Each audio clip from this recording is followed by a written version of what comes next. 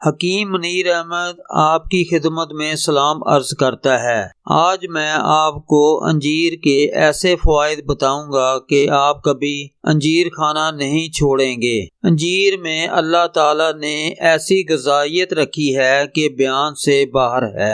अंजीरें खुश्क भी खाई जाती हैं और ताज़ा भी। अंजीर फाइबर से भरपूर होती है।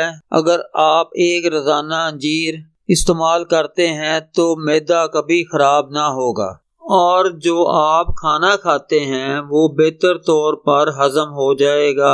अगर आप दिन की शुरुआत एक अंजीर खाकर करते हो तो आपको विटामिन B1, B2, आयरन और कॉपर ये सब आपको मिल जाते हैं।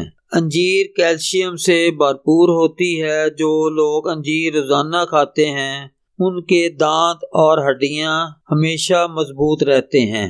जो लोग अंजीर खाते हैं उनके हार्मोन इम्बैलेंस नहीं होते। अंजीर में क्योंकि आयरन होता है इसलिए इसको खाने से खून पैदा होता है।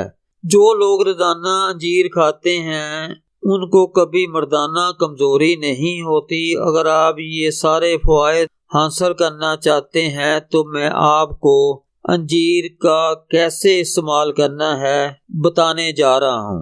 रात को सोने से पहले 2 अंजीरें पानी में भिगो कर रख लें।